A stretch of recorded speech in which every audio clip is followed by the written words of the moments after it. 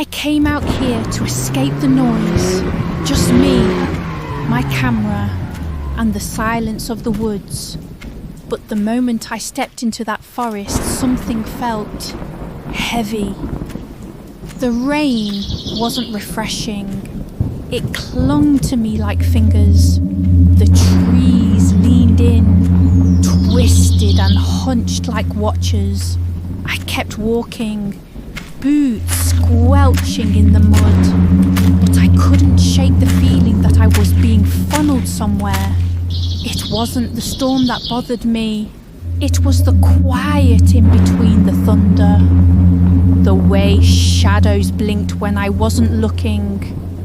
The way the wind sounded like breathing.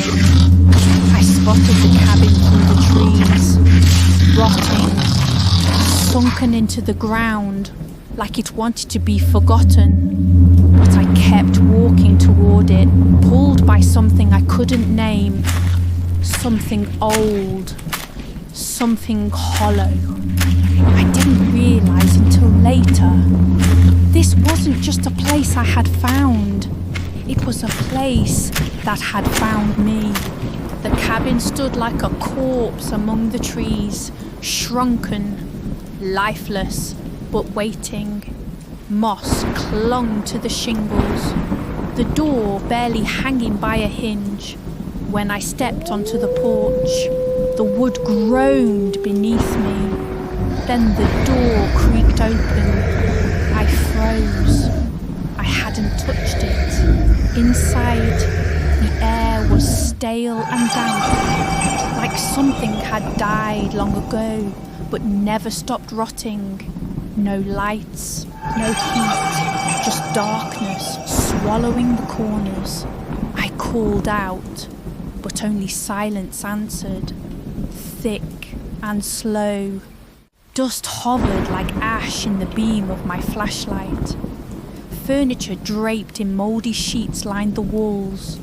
Something about the space felt wrong, not empty, just paused.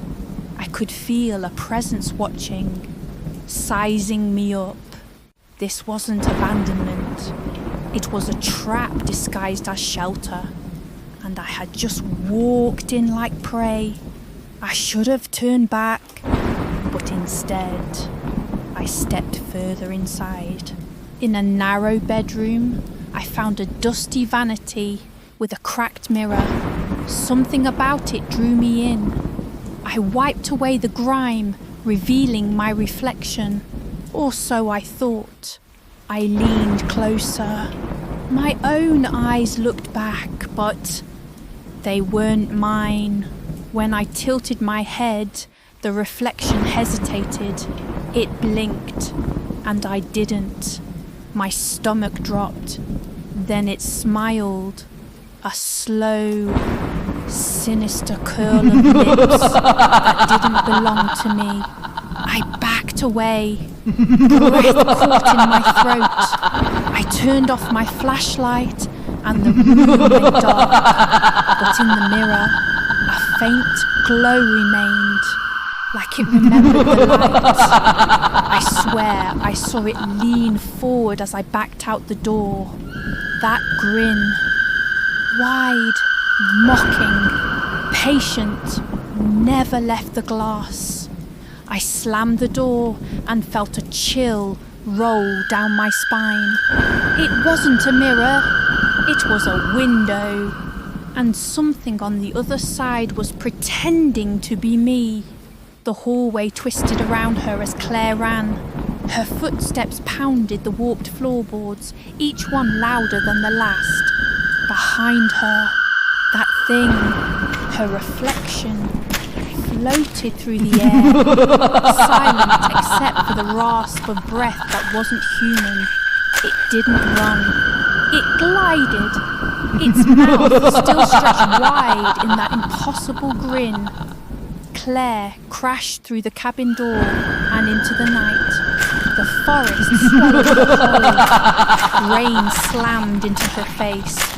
Branches clawed at her coat, but she didn't stop. She couldn't. Behind her, the cabin windows glowed red.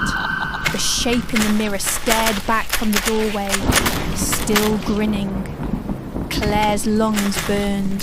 She found her car, fumbled the keys, threw herself inside. The engine roared to life. She looked up, and through the rearview mirror, it was still there, watching, waiting. She never returned, and she never spoke of what happened. Some things should be left behind, and some reflections should never be trusted.